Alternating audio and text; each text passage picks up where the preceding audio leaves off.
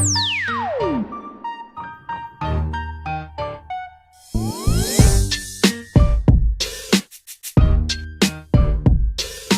week of NFL football and fantasy football. The Buffalo Boys are back to talk all about it. I am your co-host, Ryan, alongside my co-host, Todd. Todd, how are you doing today?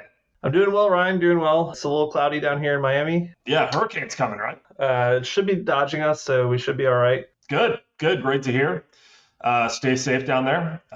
As always, the pod is brought to you by the good folks at Mattress Blacks. Daylight savings is officially over, and it's getting dark out there early. And what a good excuse to get in the bed early and enjoy some fantastic night's sleep on a Mattress Blacks mattress. This week, if you use the promo code LEGACYRUINED, our friends in Wisconsin and Florida will get 25% off their first Mattress Blacks purchase. Again, that's Legacy Ruined just for our friends in Wisconsin and Florida. And as always, at Mattress Blacks, you can get a king-size mattress that's good for your back. I got a king-size mattress that's good for your back. We're also brought to you by our friends over at Boards Golf Emporium. With the holidays around the corner, what a great time to buy a special someone in your life, a new putter or driver. Buffalo Boys listeners who use the promo code Mistletoe at checkout will get 15% off their orders this week. Make sure to head down to Boards Golf Emporium before those deals go up in smoke. And as we always do, Todd, what are you sipping on this week? This week, Ryan, I've got the Stone Woot Stout. It's an imperial stout brewed with pecans, wheat, and rye, and aged in some bourbon barrels.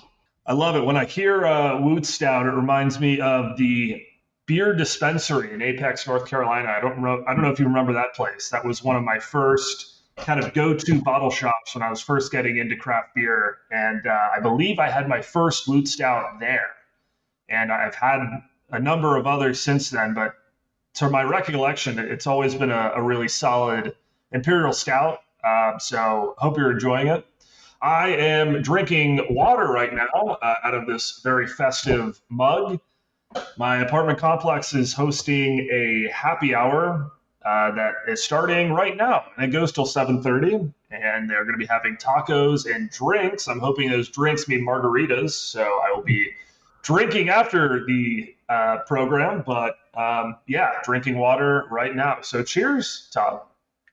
Cheers, Ryan. That sounds really fun too. I'm jealous of your tacos in the future. I will send you pictures of each bite that I take from them, so you're extra jealous. Perfect. And Todd, as we do in every podcast after the "What Are You Sipping On" segment, it is Quality Control Coach of the Week. I would love to know your take, who your quality control coach is this week. Unlike last week, Ryan, where no one started their optimal lineups, we had more than half the league start their best lineup this week. 8 different teams had their optimal points. But if I have to just pick one team, I'm going to pick Hoyle, as it was the best. It was a crucial win over Forest. It was a tight matchup. And congrats, Hoyle. Way to rebound. Yeah, I'm glad you brought up Hoyle. I mean, this is a guy who I literally said last week, there is no way he's winning 3 games in a row. And sure enough, he won 3 games in a row. I mean, just unbelievable. I don't even know how to pick him this week. I mean, he's really just killing it. So congratulations, Hoyle. Way to go. And for every quality control coach of the week, there is also a clown owner of the week. Todd, who is your pick this week? Speaking of Forrest, Ryan, he is this week's clown owner. If he had started James Robinson over any of Aaron Jones, DJ Moore, or Romeo Doubs in the flex, he would have won. Hey, sometimes we make a wrong choice. You got to live with it. Let's move on to bold prediction recap. Todd, I predicted last week that both George Pickens and Chase Claypool would score touchdowns. Claypool obviously being with the Bears now, and George Pickens being in an elevated role with the Steelers. Well, I sort of misspoke. The Steelers were actually on bye last week. I did know that. As far as Chase Claypool, he did absolutely nothing. He had 2 receptions for 13 yards, 2.7 fantasy points. What I'm going to do is roll this prediction into this week and see if both of those guys can get a touchdown this week. I'm not super hopeful, especially with the way Chase Claypool started his Bears career, but I guess we will see what happens. what was your bold prediction last week? Man, Ryan, you're getting fancy with your bold predictions there, rolling them on to the next week. I'm glad we make the rules, and I'll allow it. For my bold prediction last week, I had a really bad one. I had projected Herbert to go off to finish as the number one QB, have 4 touchdowns, 350 yards. He was far from it. He broke my solid streak of bold predictions coming true, which Jimmy enjoyed highlighting in the group me chat this week. But Jimmy failed to mention my incredible predictions in prior weeks, like Derrick Henry getting 200 rushing yards in the week before. Well, Ryan, you can't hit them all, especially when you go as bold as we do. That's right. We do go bold here on Buffalo Boys. No one can say that we don't do that. They can't indeed, Ryan. But for this week, my bold prediction is that Rachaad White gets more touches than Fournette. All right, fantastic, Todd. I think that's a really good pick. That's actually a pick that Nixon suggested that I say this week. So clearly great minds are thinking alike on the Buccaneers running backs. I guess we will see what happens. Moving on, it is Quick Hit Stats, a fan favorite segment. And as always, Todd, hit me. I shall, Ryan. I shall. This week, we'll start off like we have the past couple weeks, highlighting the race to 100 wins.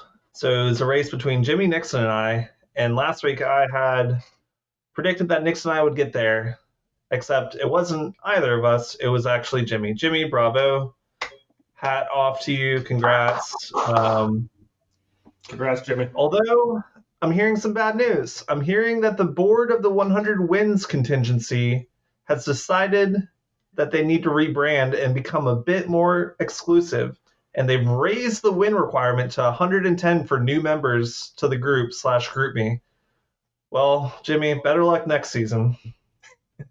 Yeah, that's a tough one. I know how excited he was to get to the 100 win club, to join the exclusive GroupMe.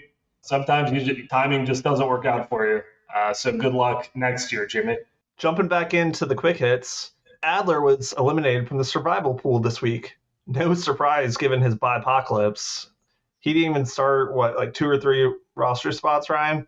Yeah, he had 2 roster spots empty. And after the game that Nixon had, he knew he wasn't going to win, so probably a smart choice. Indeed. That leaves us down to Nixon, yourself, Dave, somehow Rick, and myself.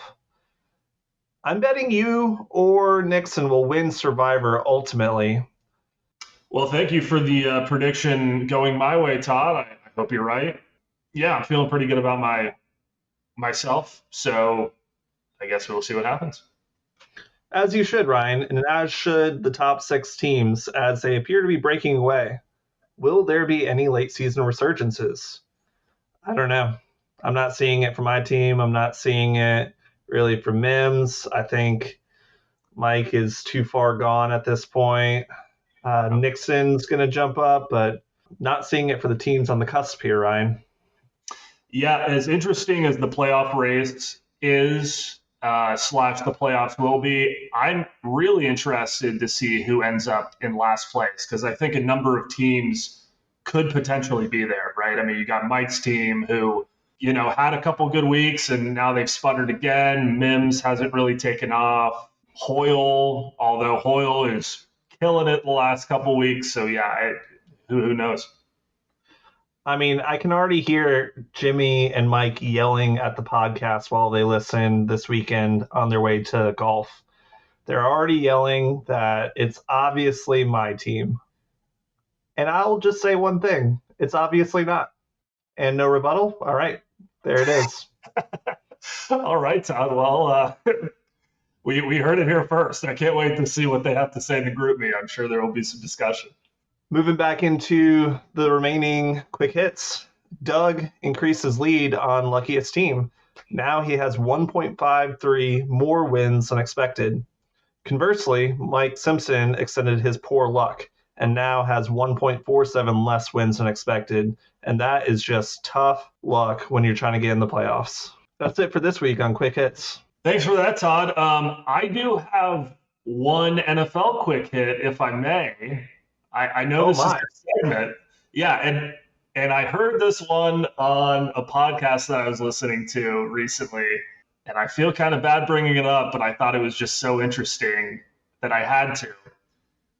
According to Pardon My Take, Aaron Rodgers has not had a 300-yard passing game in over 325 days. I think the exact number right now as we're sitting is like 331, but I thought that was pretty incredible. And then, of course, seeing as what the Packers did last week, unbelievable. I mean, again, Todd, I hate to kick a man when he's down, but I would just love to know your thoughts on what's going on there. Sure thing, Ryan. And I have many a thought. Jumping in, let's see. I've listened to a couple podcasts as well. They've touched on the Packers. I've seen some film breakdown on YouTube. Kurt Warner had a really great segment that came out yesterday or today or sometime recently. It was 35 minutes of everything going wrong for the offense.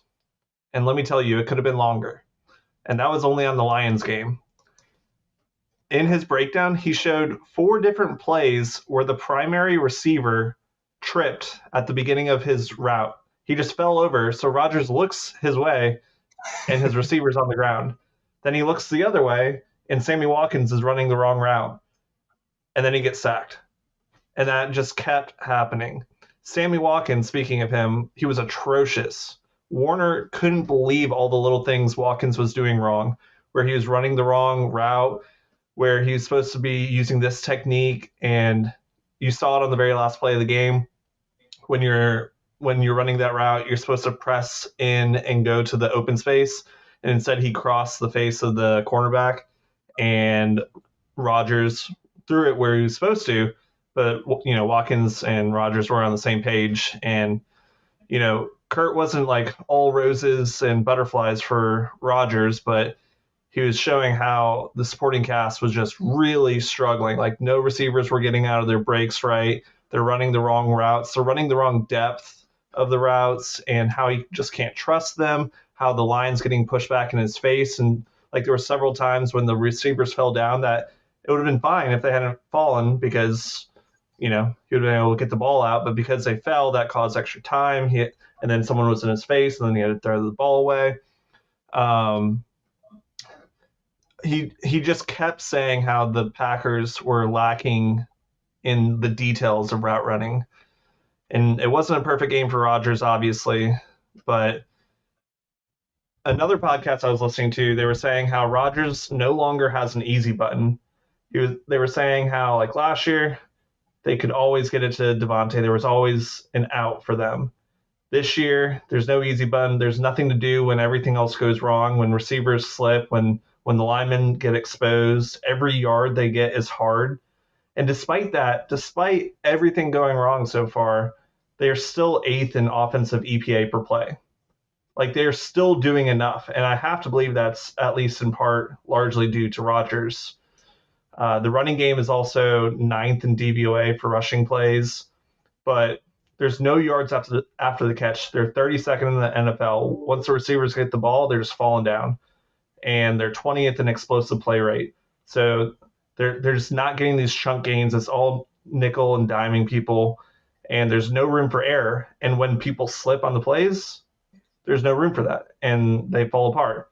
The offensive line is doing no favors. Bakhtiari can't play a whole game. He was going in and out, and Zach Tom, our 4th-round rookie, was coming in for him, and Bakhtiari was getting on a bike mid-game. Like, you can't feel good about that. And then for some reason they call a pass play to Bakhtiari when he's like floundering and can't even play nothing is making sense to me. That's in the micro perspective. In the macro perspective, people keep shitting all over the Packers because of the bad draft picks, because of drafting Jordan Love, because of drafting AJ Dillon. Now, while I would much rather have Michael Pittman and T. Higgins right now over Jordan Love, which they both were available, I have some belief that the front office is doing the best thing in the long run.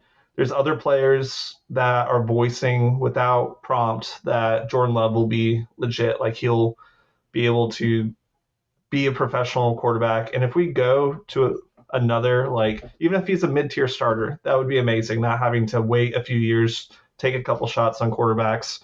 And all of a sudden, people who were saying it was such a bad play, wasted the last window for Rodgers, they won't be talking again. And that's what happened when Brett transitioned to Rodgers. A lot of people forget how the pundits scathed the move by Ted Thompson at the time. So I have a little hope. I feel like we'll be able to move in the right direction in the next couple of years. I think we're in a really bad spot now, and it's showing. The cracks are there. There's no fix, and we're not going to make the playoffs. Yeah, very well said, Todd. I mean, there's so many things to talk about. I feel like we could do an entire episode about the Packers because, I mean, you've got like the little Wayne tweet about getting rid of number 12 before the season started. I mean, what's going on with Watkins? I mean, this is an established guy who's been in the league, who has had success in the league, and suddenly he can't run a route. I mean, I don't know what that's all about. You've got the Jordan Love thing, should they give him a chance this year? I just don't know. So, I guess we should just let it rest. But it's an incredible storyline, and as a fan of the Packers, I know you're a big fan, and I just want to say that I have a lot of sympathy for you right now because it can't be a fun time. I appreciate that, Ryan. Let's get into some trivia this week, Ryan. What do you say? Yeah, can't wait. What you got for us? This week, Ryan, it ties to the Packers and Rodgers' poor performance. So, as you know, Rodgers threw 3 picks this past week. And what was even more interesting is there's only I think there's only 4 games in his career that he's thrown 3. What was more interesting was that it was all from within the 25-yard line of the opponent. Over the last 10 seasons, there's only been 3 other quarterbacks that have this dubious accolade. Do you know who they are? Ben Roethlisberger. Nope. Yeah. Okay. I was just thinking last year, Ben had a tough one, but okay. Glad to know it wasn't him. There were a lot of quarterbacks in the last 10 years, Todd. I mean, can you give me some hints, maybe, if you don't mind? None of them are starting right now, and one has retired. Okay. How about Joe Flacco? Nope. Couple more guesses. I'll give some more hints. One guy played for a lot of teams. One guy barely has any starts to his name, and one guy was a starter for his rookie contract, but no longer plays for that team. Ryan Fitzpatrick? Correct. Nice. Okay. 1 down, 2 more to go. All right. Can you give me AFC, NFC? One player is AFC, one player is NFC. Oh, no. Oh, it's not Teddy Bridgewater. It is not Teddy B. One more bad guess and you're done. Oh, bum. Cooper Rush. It is not Cooper Rush either. Once again, your trivia is too good for my puny NFL brain, Todd. Who were they? There's always next week, Ryan. It was Blake Bortles and Kyle Allen. Absolutely. Moving on, transaction review.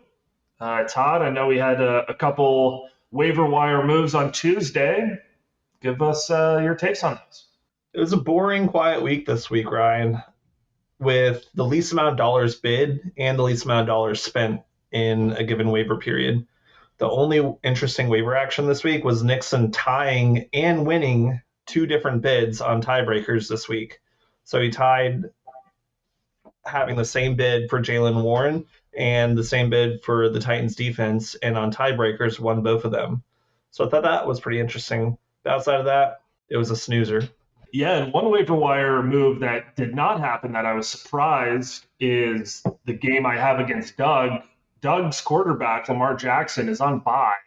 He chose not to pick up a quarterback on Tuesday. As of Wednesday at almost 6 p.m. Eastern, he still hasn't picked up a quarterback. I don't know what he's thinking there. I have Geno on my bench. I am not letting go of him. I would hate for him to end up in the wrong hands. But yeah, I'm interested to see what Doug picks up there. But we will talk a little bit more about that matchup in just a second. That's a great point, Ryan, especially because Daniel Jones was on the wire and picked up by Mike Simpson this week. That would have been a great pickup for any QB needy teams. Yep. Is Doug handing me the victory? Maybe. I hope so. I'm a little scared with Saquon Barkley in his lineup. But again, we will talk more about that in a second. First off, matchup rundown review. Last week was my first losing week of the year, Todd. I went 3-4 with my picks. It did not go well. I'm now 36-27 for the season. Tell me you did better than me. I did not, Ryan. It was another rough week for me. I went 2-5. That puts me at 32-31 for the season, just barely over 500. Had some really bad picks this last week that I'm not proud of, but it's a fresh slate for us. That's right. And with that, we move on to week 10 matchup rundown. First game I have, Todd, is you versus Mims. Give me your thoughts on how you might do against Mims this week. This is a crucial matchup for each team's playoff hopes. We're both sitting at 4-5. There's a ton of inconsistent players on both sides. I'm worried this is a get-right game for Tom Brady and company, but I have to pick myself. I know it hasn't been going well for me of late, but I'm wishing my team into another victory here. Hey, listen, Todd, I don't blame you. When you're playing, you got to pick yourself. I mean, that's just how it is. That's how winners think. So I appreciate that pick. Unfortunately, I don't think it's going to go your way this week. I think Mims' team just has too many favorable matchups. Cordero Patterson against the Panthers, Devontae Adams against Indy. I think he's going to win this one, unfortunately for you, Todd. Moving on is the game that I was talking about a little earlier. It was me versus Doug. This is my game of the week. The two best teams in the WPFL going up against each other. And I think this is going to be a really good matchup, potentially an early championship preview. Maybe I'm crazy.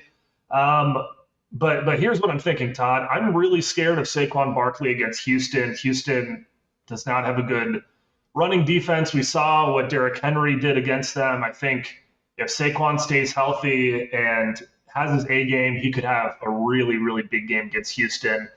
So I'm not feeling good about that. But with that said, Doug does not have a quarterback. I don't know what he's going to do there. And, I'm a winner. I got to pick myself, Todd. I don't know.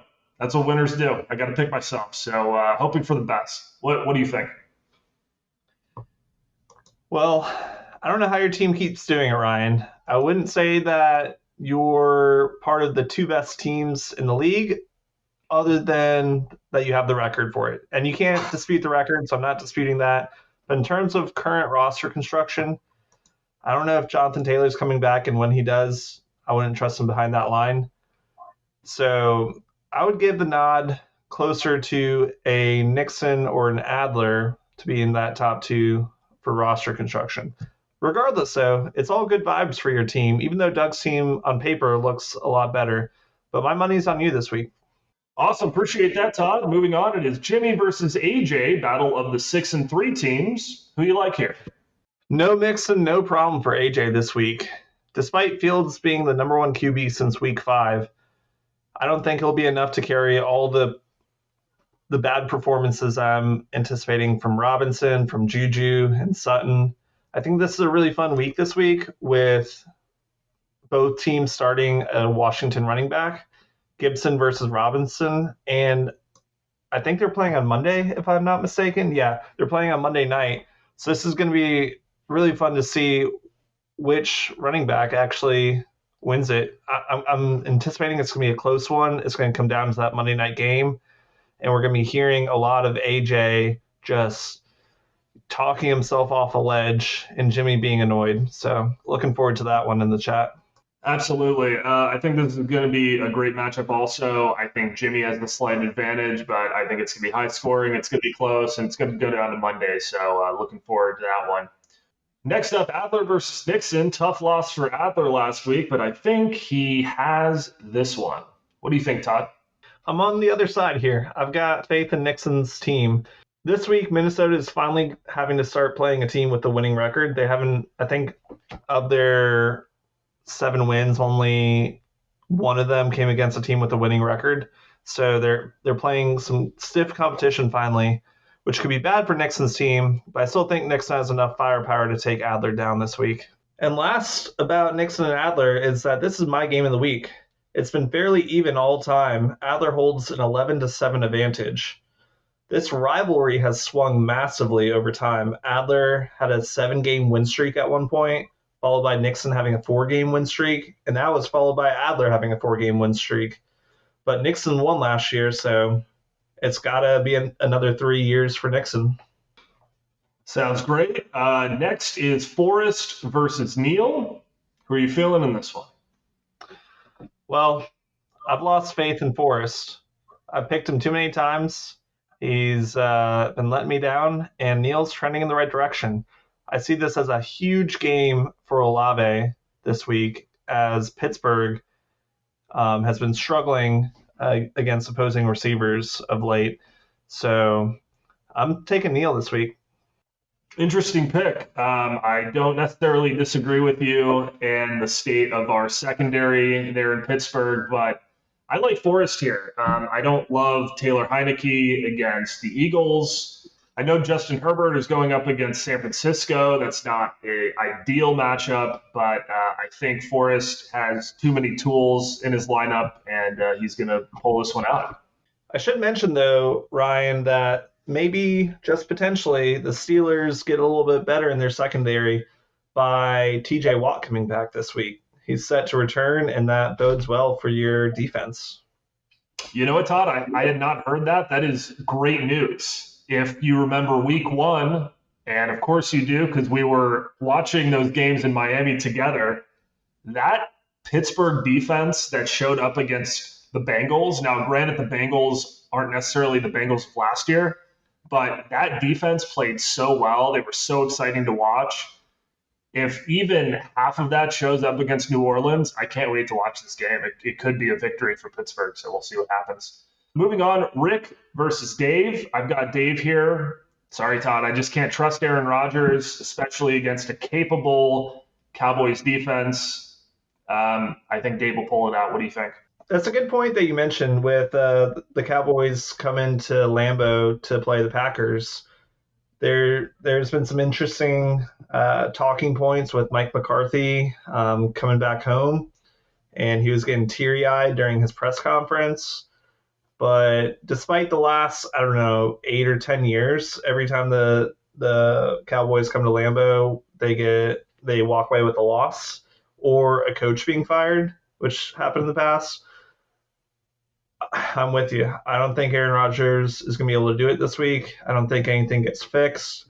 I think we're going to be embarrassed again. So I picked the same thing. I picked Dave over Rick. I just don't see Rick winning unless Henry and Jacobs score more than 25 points each. And that's a big ask.